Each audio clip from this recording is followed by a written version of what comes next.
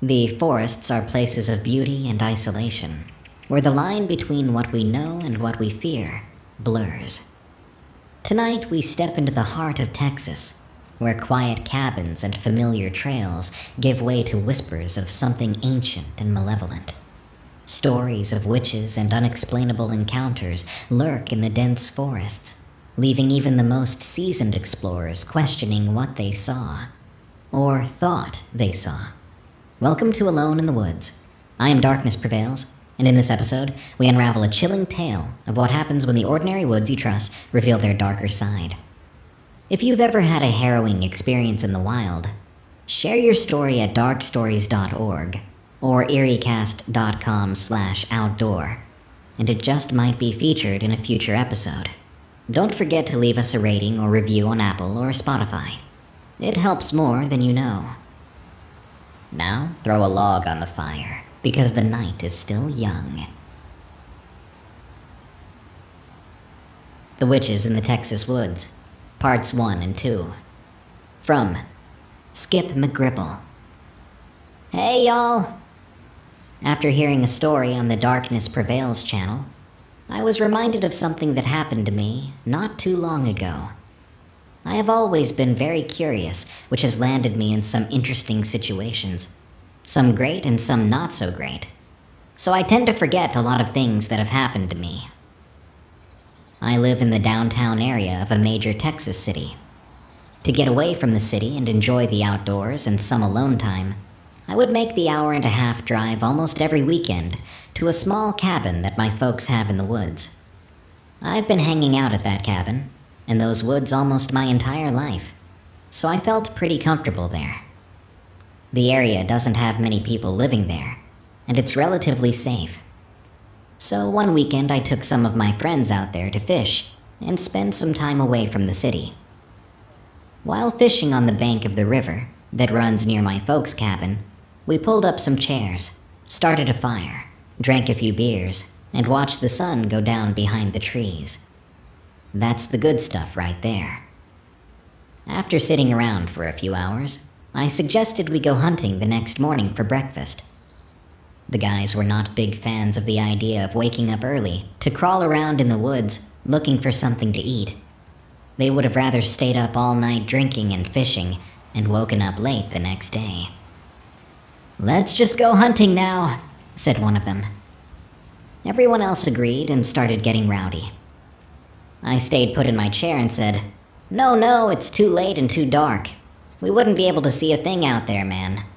Plus those dang witches." Everyone knew I made a good point. But then one of them said, "Whoa, what do you mean witches? What are witches anyways?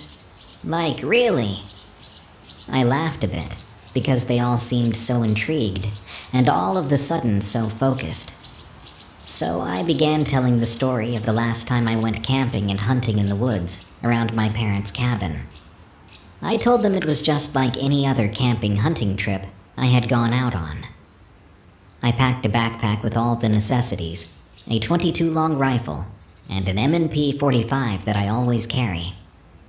I parked my truck at my folks and walked down the dirt road until it disappeared into the woods. I make it a point to not overhunt in any one area, so I hiked in a direction I knew I had never hunted in. After a few hours of hiking, I found a good clearing in the woods that would have allowed a good amount of moonlight in once it got dark. I don't use a tent when I camp alone, so setting up my camp was fairly easy. I got a fire going, and I hurried off to find some small game for dinner before it got too dark. After bagging a few squirrels and a rabbit, I started to head back to my campsite. The night had already started to settle in, so it was getting quite dark on me. I took a moment to light my lantern that was hanging off my backpack. I poured some lantern oil in it and lit it. A few 100 yards later, I heard movement in the distance. Obviously, while moving through the woods with a backpack with a rifle strapped to it, you make a lot of noise yourself. However, noises that come from deeper in the trees have a distinct sound, like an echo or a reverberation. So when I heard movement coming from somewhere else other than myself, I froze. I stayed completely still and listened. Nothing. My brain started reasoning as fast as it could and concluded that a branch might have fallen, or a deer got spooked and hightailed it out of the area. That was good enough for me, so I continued on through the dark in the direction I knew my campsite was. Compasses don't lie, and I had learned how to use them and rely on them by this point of my life. And I heard it again. Noises coming from my right, north, of where I was. And this time I almost thought I heard a yell of some kind. Again I froze. "Coyotes," I said. "Not too worried about coyotes," I continued. The way back was starting to feel really long. But hiking through the woods during the day is very different than hiking through the woods at night.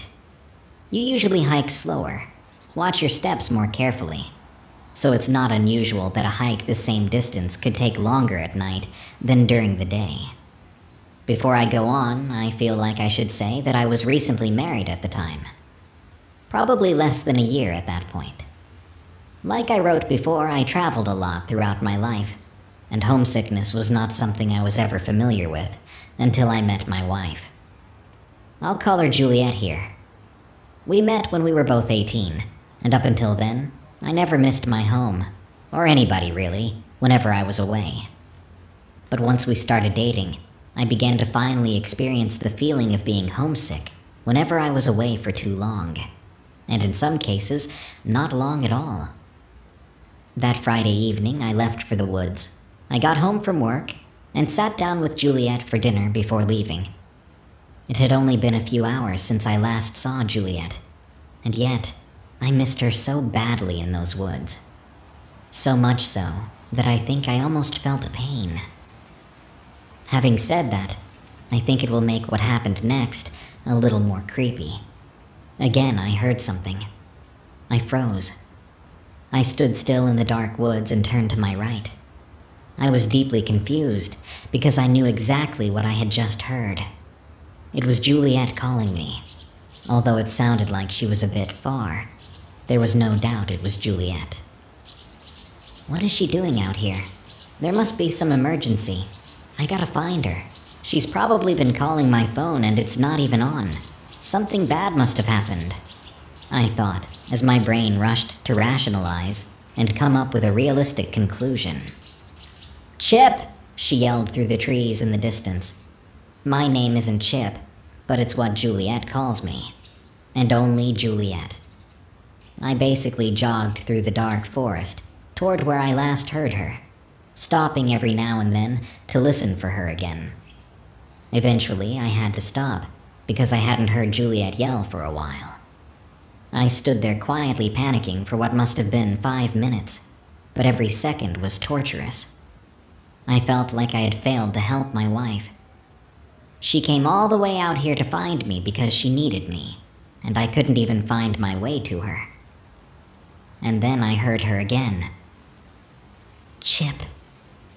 Her voice quietly resonated through the tall trees, and she sounded like she was in pain. I began to walk as quietly as I could toward her, so I could hear her if she called out to me again. And she did, and she sounded noticeably closer. I felt relief as I felt myself getting closer and closer to Juliet. "Chip?" I heard through the trees. But this time I felt alarmed.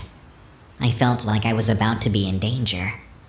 But I shook it off and continued toward my wife. "Chip." Again I heard her calling me, but she didn't sound quite right. It was if she was in pain, but also like it wasn't her at all.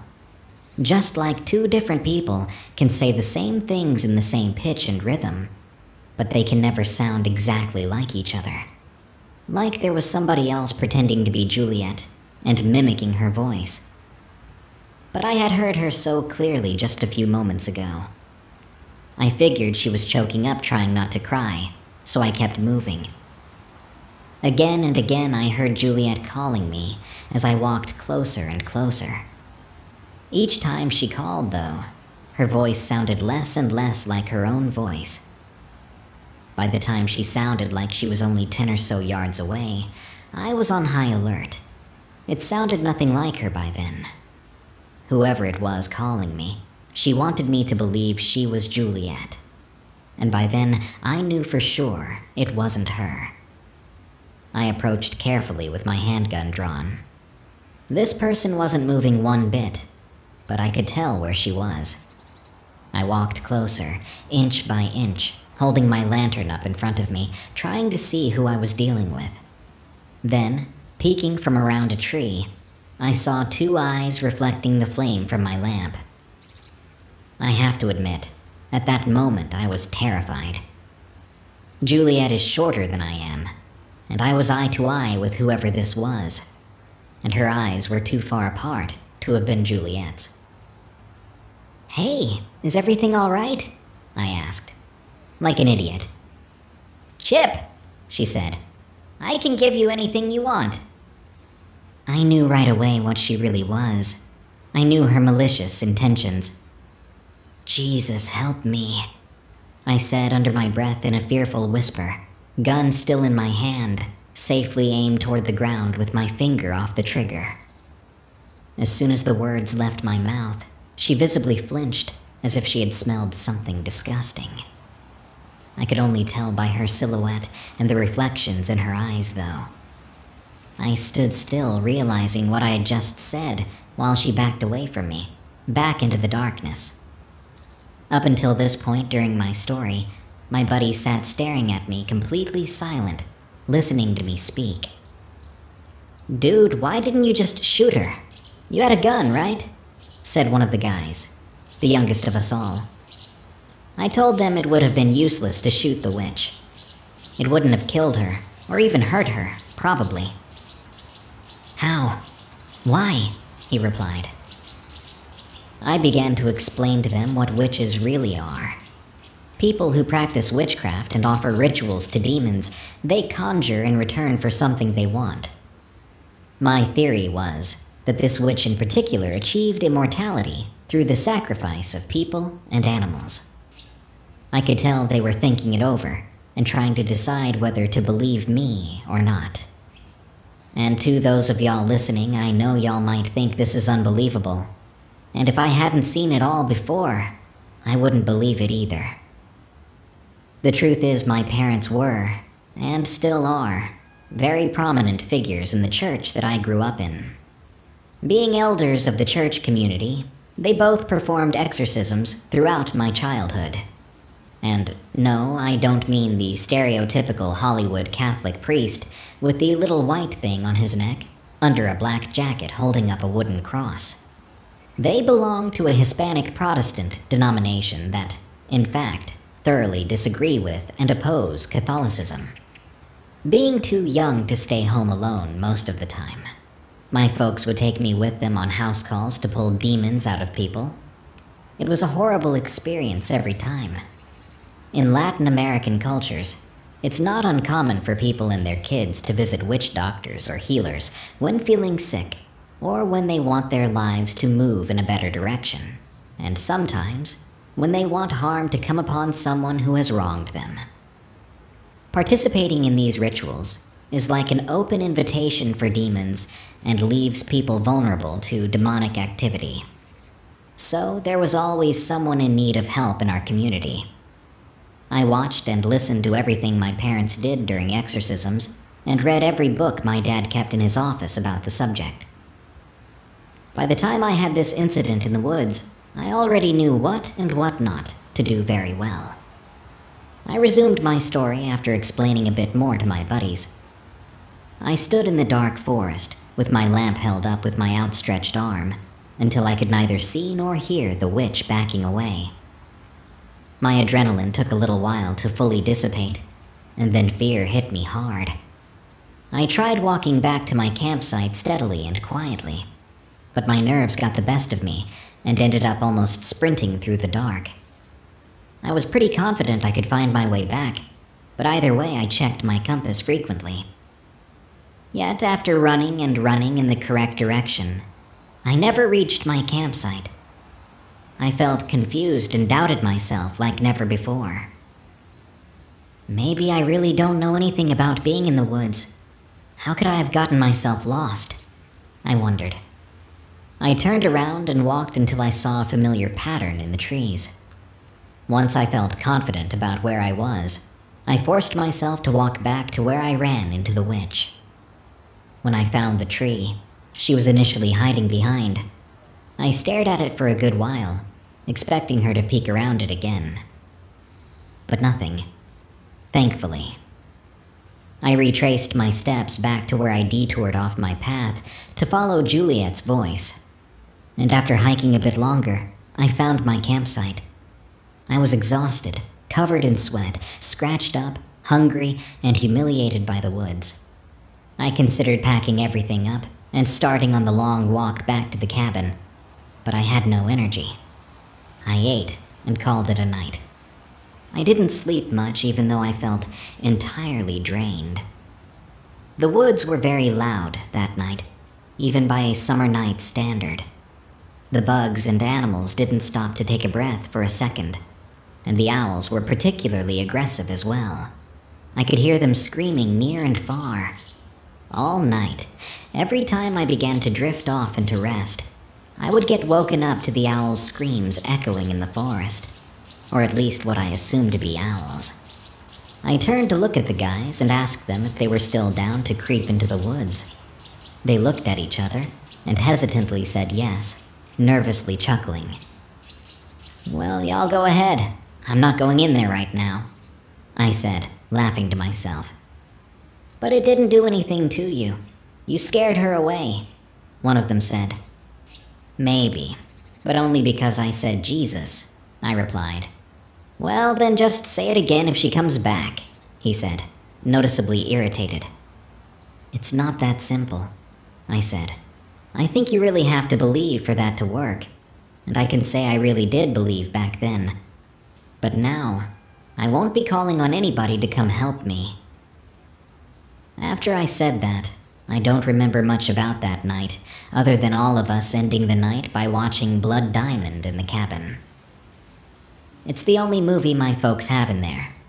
I think it was already there when they bought the place. As for what I said about believing, I'm not sent $100, it's right. Most demons hate God and Jesus, and I'm not sure if they care if you believe in God or not. It's not that I don't believe in God anymore. However, the only reason I do believe is because I've seen the other side of things. That witch knew what I loved and what I missed, and that I would do anything for Juliet. I've seen and felt evil, but I've never felt God. Once I had written out and published my previous story, I left the tab open on my laptop. My wife, Juliet, and I share an office at home, and she occasionally uses my computer to browse or work. While I was busy somewhere else in the house, she read the story I had written on my laptop. When I returned to the office to work on stuff, I found her sitting at my desk, staring at the computer screen, with my story on Dark Stories, open with her chin resting on her hand, deep in thought. "Hey, did you read my story? What did you think of it?" I asked. "Did that really happen?" she asked, very curiously. "Yeah, it was scary as hell," I said. "When was this?" she asked, and we began to try and figure out the exact date that event took place. Like I mentioned in my original post, we were recently married at the time of the encounter, so it gave us a good idea of when it happened. But I did make a lot of trips out there back then, so it was impossible to find the exact date for sure. But she mentioned she remembered one weekend in particular, where I came home early and was in a sort of weird and bummed out mood. Now, that's not all that uncommon, since there have been a few times that I came home from hunting empty-handed. But she said that when she asked me if I killed anything, I said yes. To which she said, "Oh, that's great, babe." And we went on about our day. However, she said she could still tell something was bothering me. So we concluded that that must have been the day after I had my run-in with the witch. You never told me about that. Why? She asked me, like I had withheld critical information from her. I don't know. I mean, I'm pretty sure I was still a bit shaken up. It was a rough night. I must have not been in the mood to talk about it. I replied to her, starting to feel a little defensive. I really didn't see any reason for her to react the way she did. So what? I said. What does it matter now? That was a long time ago, honey. She stared at the floor, still sitting in my chair at my desk, riffling through her memories in her head. I could tell by the way she bit the corner of her bottom lip. I stood at the doorway of our office, staring at her. Visibly confused, I'm sure. I remember that night, she said, as she looked back up at me. Her eyes widened and she kind of started creeping me out a bit.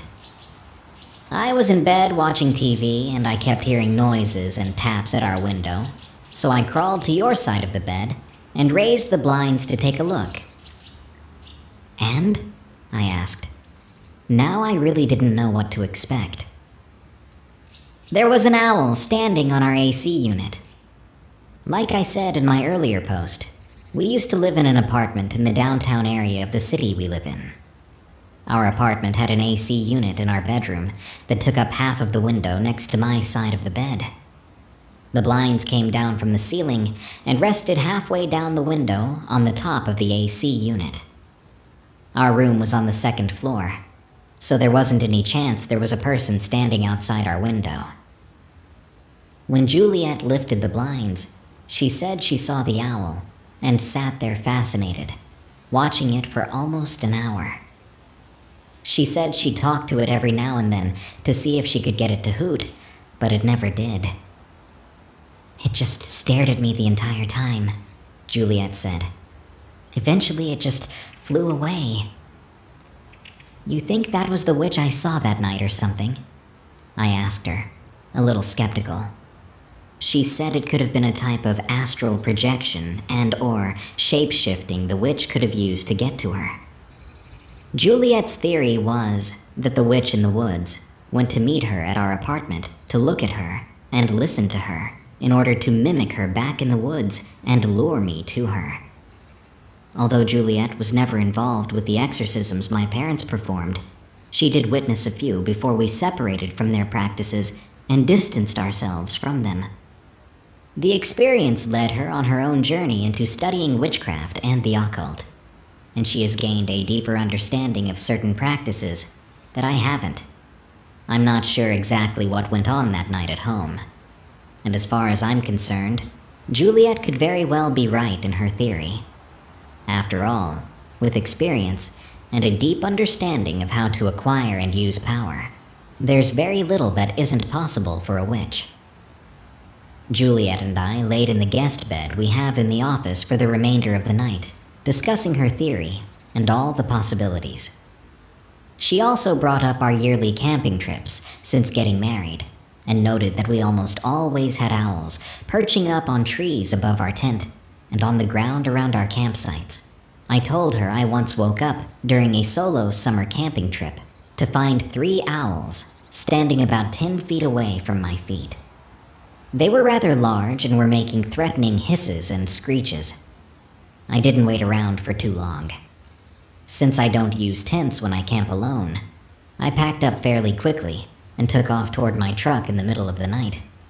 And then we almost simultaneously mentioned the owl that frequently sits in the large tree in our front yard, and the owl that sits on the fence along our backyard.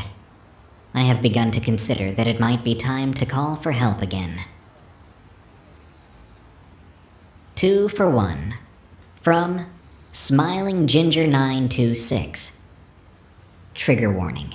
Violence against pets. I'm a 30-year-old man who has lived in Texas my entire life. I've had weird things happen to me ever since I was little, but this story is about something that happened to me at the beginning of 2021. Something that changed my life, and something I will never forget.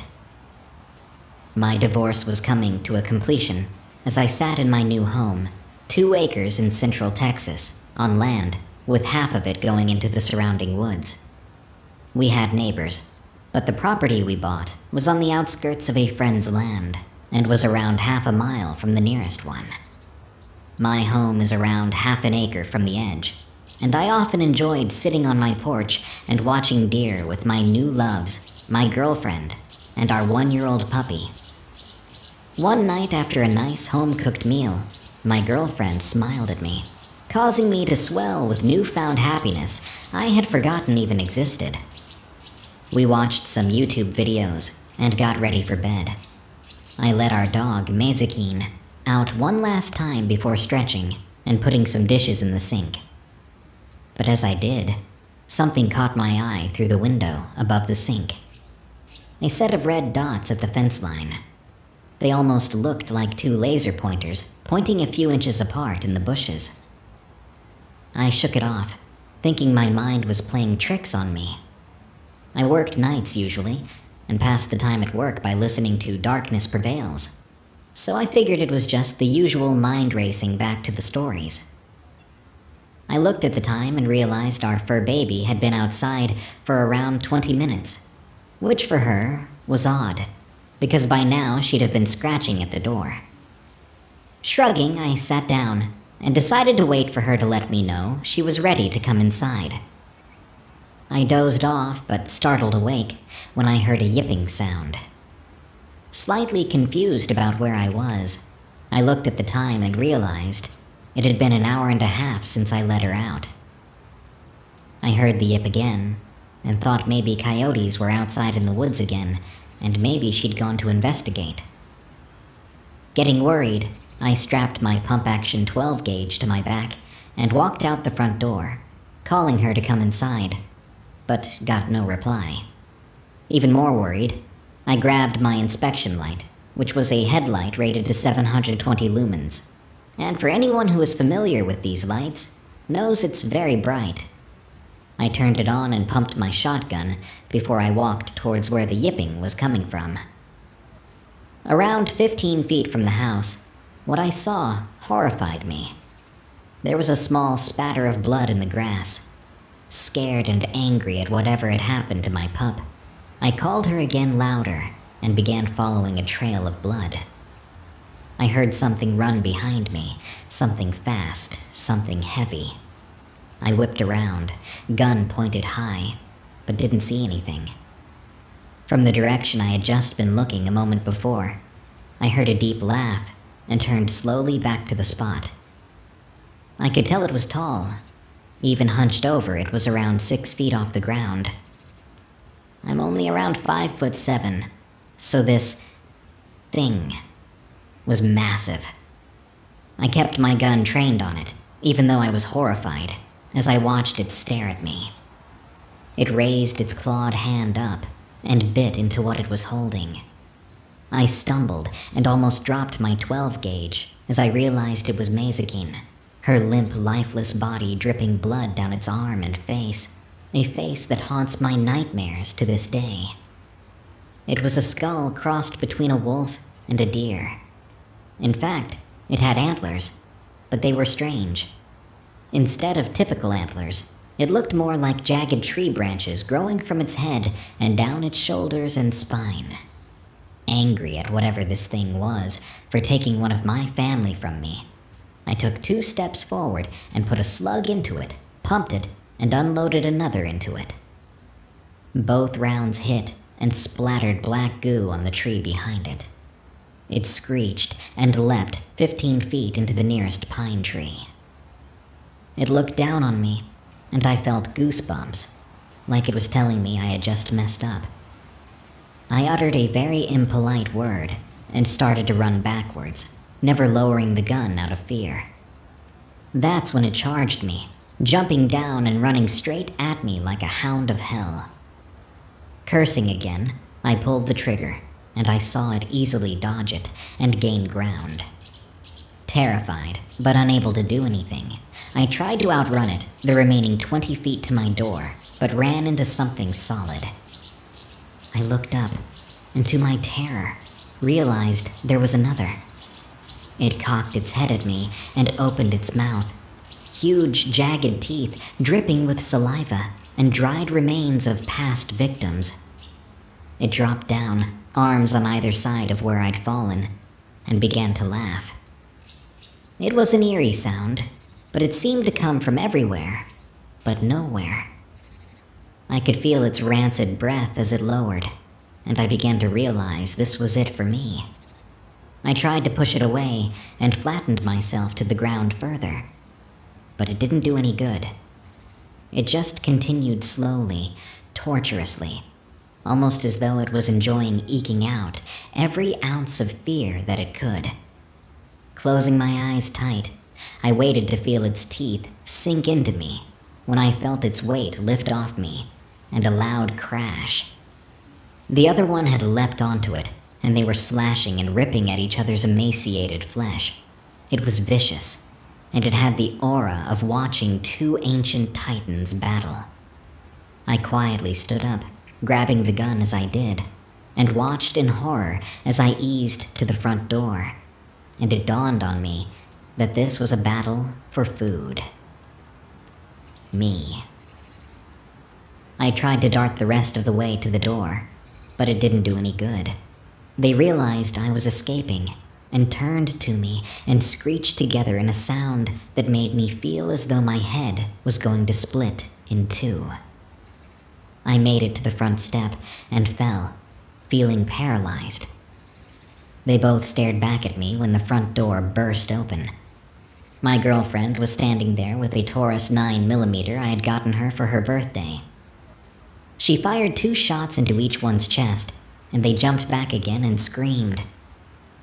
I tried to tell her to get back into the house, that a 12-gauge slug wasn't going to stop these things. Surely a 9mm wouldn't do anything. But to my amazement, they started to back off, and the bleeding from the small wounds it caused wasn't healing like the ones I had caused earlier had. Not taking her eyes off of them or lowering the handgun, she helped me up and brought me into the house. She closed and locked the doors and sprinkled some ash from the fireplace by the door, where I had just been dragged in by her. I looked around and saw she'd done the windows and back door already as well. Something about her you should know is she's a practicing Wiccan and loves old-school lore and such. She smiled and said, according to the native folklore, white ash can keep them at bay and can actually harm them, and that she'd rolled the shells in it before loading her gun up. Killing them is way harder, but we were safe for the time being. She began to bandage my right arm, where I hadn't noticed a long cut. It wasn't deep, but if I hadn't been so numb, I definitely would have felt it. Mazes, I began, but she cut me off and said sadly, I know. I heard the yipping and looked out our window. I saw them, and then... She looked scornfully at me. I saw you walking out to investigate. I smiled sheepishly at her when there was a loud thunk and a screech from the roof that made me jump, and a loud scratching and bang on the front door. Sighing, she looked around. They definitely aren't happy with us. The next day, I put the house up for sale, and we moved into an apartment in the next town over.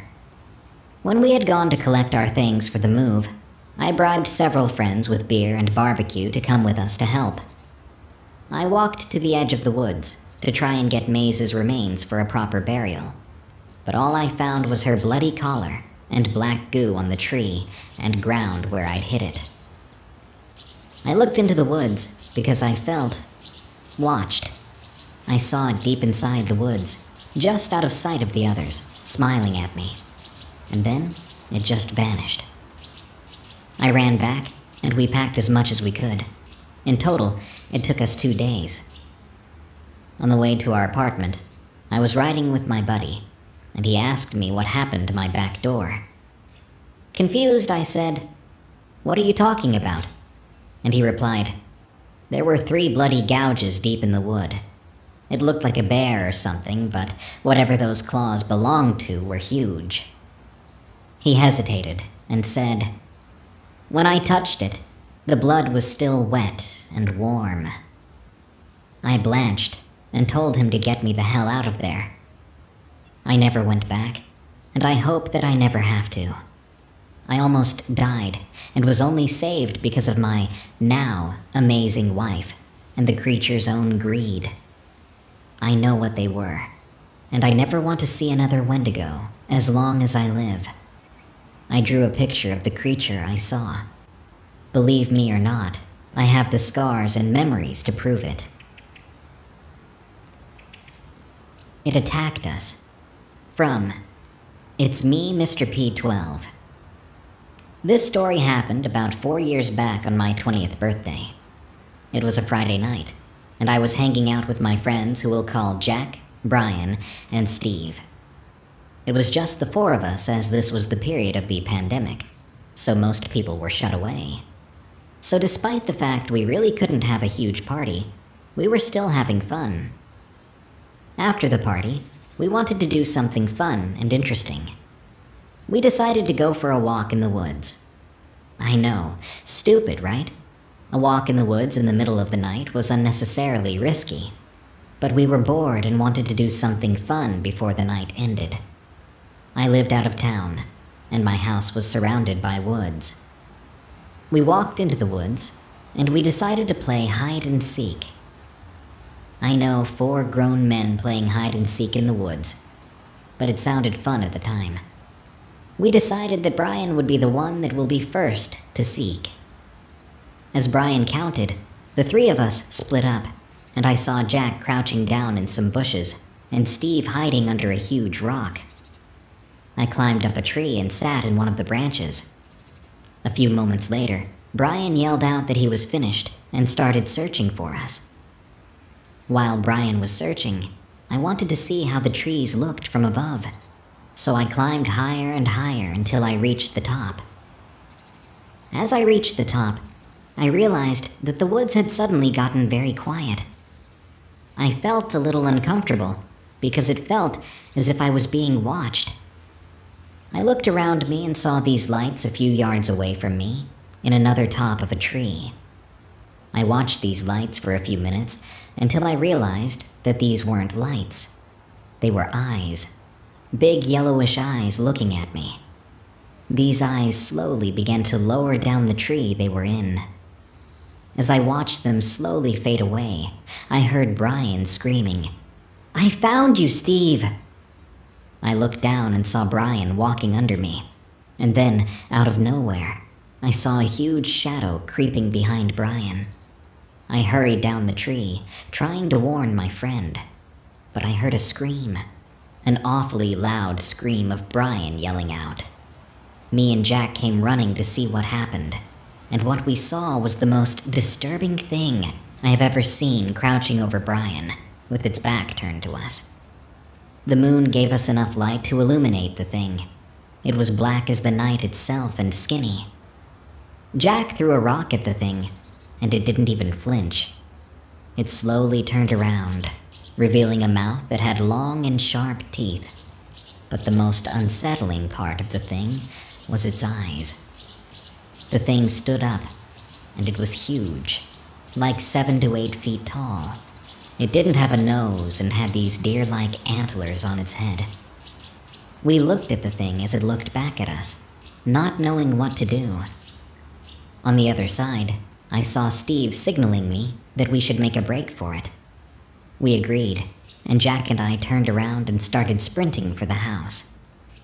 Behind us, we heard Steve and Brian running, and the thing following them, making a growling sound and a woman's scream mixed. It's hard to describe. As we made it to the clearing, me and Jack turned around and waited for the other 2. Suddenly, Brian fell to the ground and was dragged a few feet backwards. Steve grabbed Brian by the arms and started to pull. Jack and I helped Steve as Brian pleaded and screamed at us not to let go, with tears in his eyes. I can still remember Brian's face as my friend was about to be dragged away by some creature. It still makes me want to tear up as I'm typing this, knowing that if we didn't help, Brian might not have survived the night.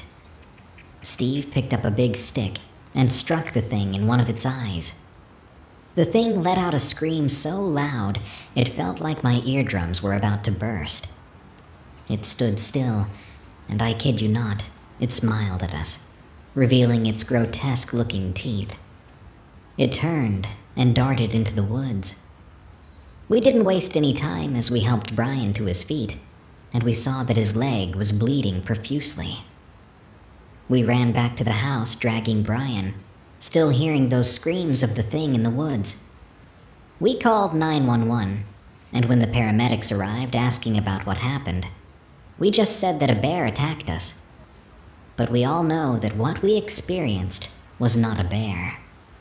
A few days later, me, Jack, and Steve went back to the edge of the woods, trying to find any evidence of the thing, but all we found was a piece of Brian's skin lying in the grass. I haven't told anyone about this till now. Please, if you have any idea what that thing was, please let me know. My encounter with a skinwalker, from James Joseph Cahill. Hello, boys and girls. I first want to clarify that not all skinwalkers/werewolves are inherently bad. To start the story, I am literally the most famous homeless guy in Canada. Please Google Homeless James and Muckwa for verification. And I have spent the last 7.5 years walking all of the way across Canada in order to help other homeless people with pets. This being said, on with my story. Back in 2017, as my 140-pound Alaskan Malamute Muckwa and I were walking around half of Lake Superior, Sault Ste. Marie to Thunder Bay, we came across the most difficult part of our entire walk. The Montreal River Harbor. It's the place that they warned Terry Fox about. Please feel free to look that up.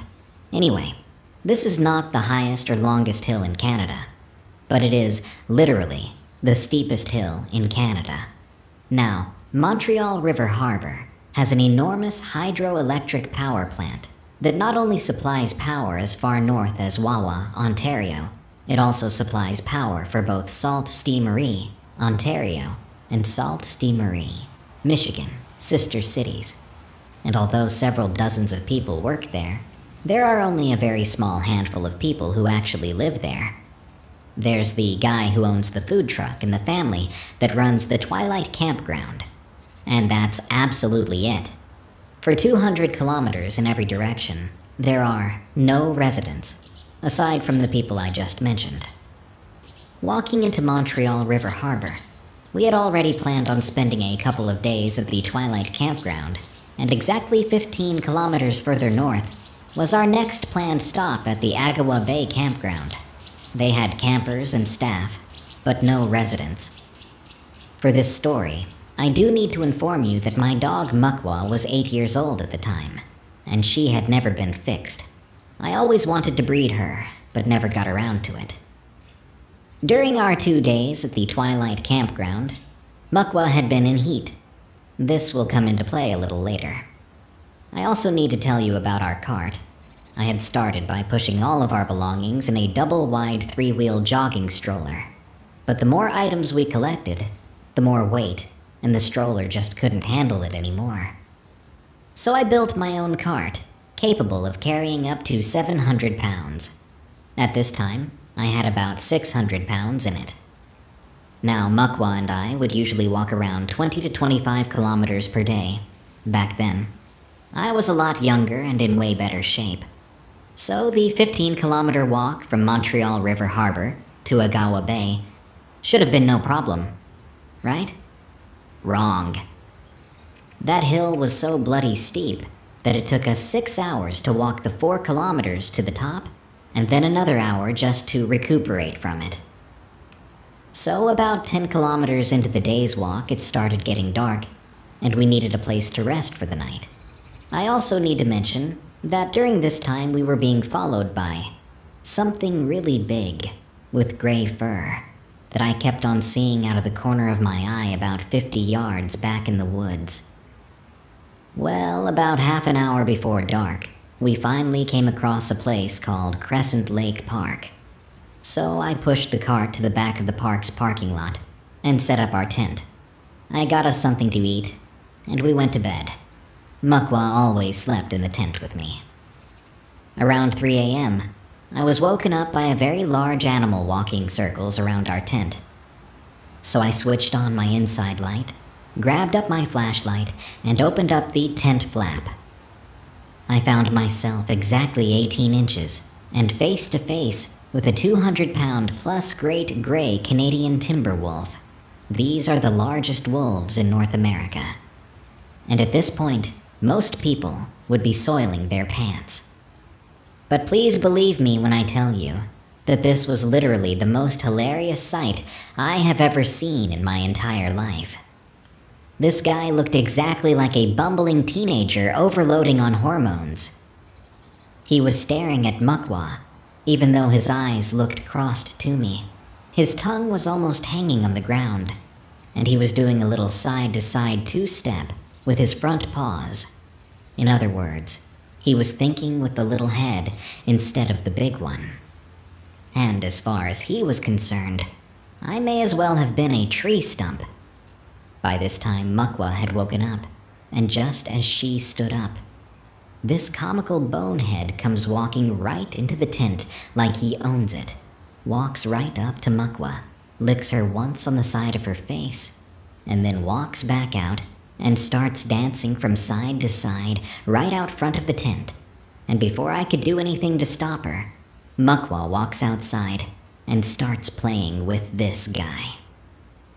The two of them kept me up for the rest of the night watching them play, and several times the wolf tried to get Mukwa to go into the woods with him, and each time he did, Mukwa would just look at me, and I would shake my head and say no. I couldn't handle a litter of puppies on our walk. Well, finally close to 6 a.m., the sun started coming up and playtime was over. So the wolf just started heading off at a slow run into the woods. And this is where it gets really freaky. Mukwa and I were just sitting at the front of the tent, watching the wolf trot on out into the woods when I turned around for a few seconds to grab my smokes out of my tent. And when I turned back, it was no longer a wolf. Running into the woods, it was a naked man where the wolf had been. This is the first time I have ever told anyone about seeing the wolf turn into a man. Although I did write about this in my book, I actually left out that little detail. Who would actually believe it?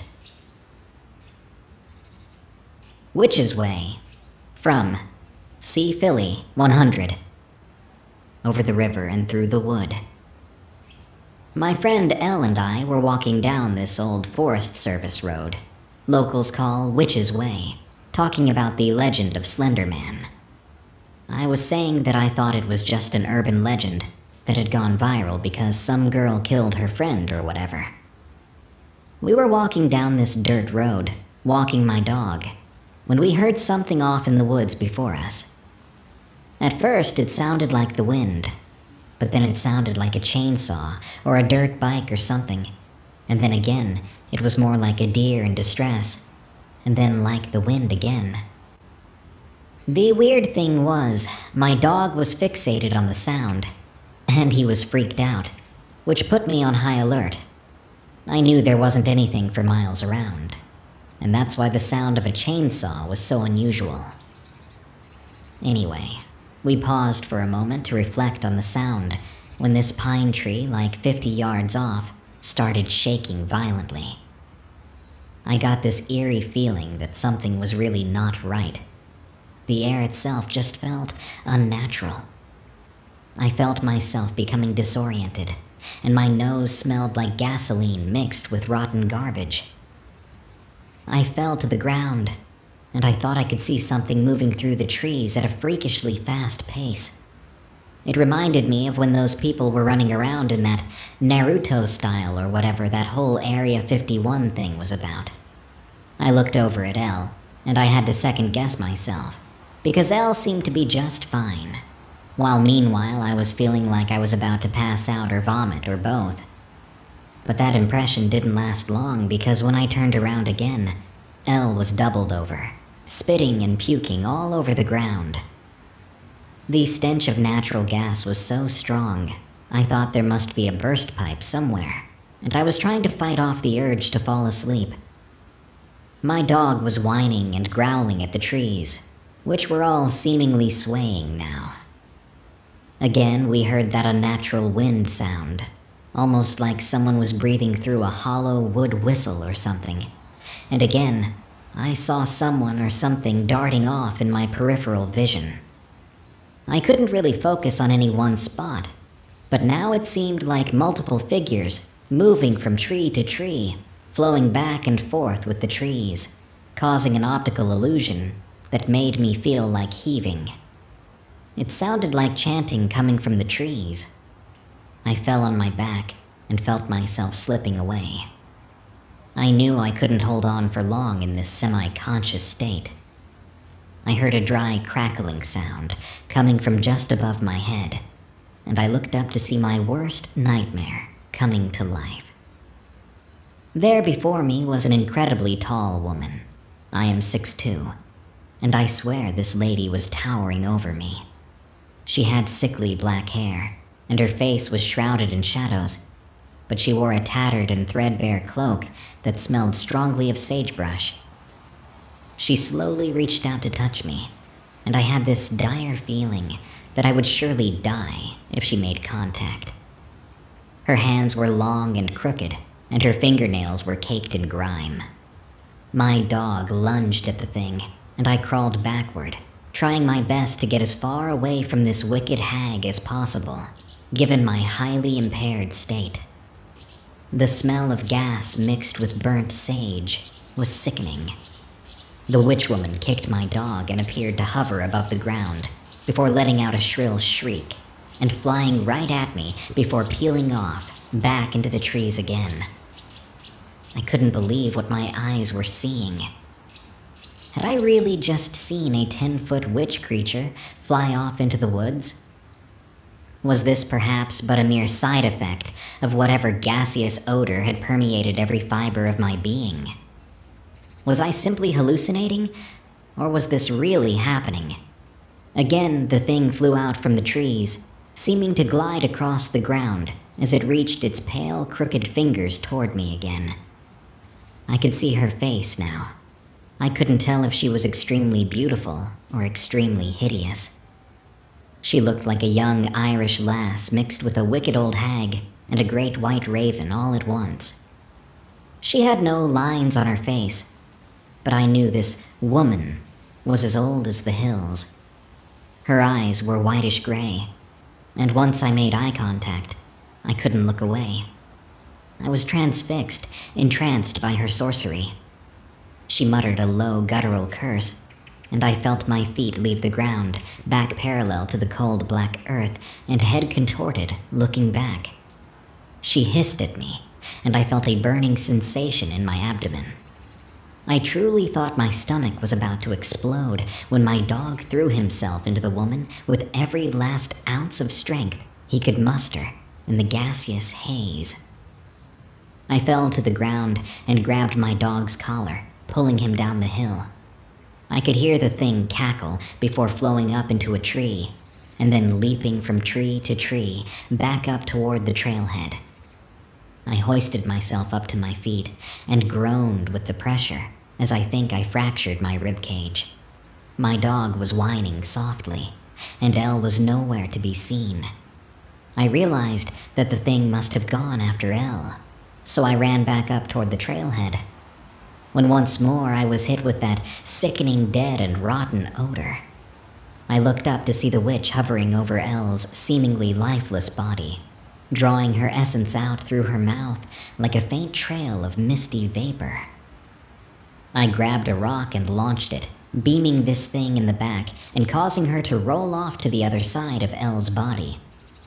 I rushed over to try to revive the still-breathing Elle, when that thing seemed to materialize all around me in swirling wreaths of smoky mist and shadows.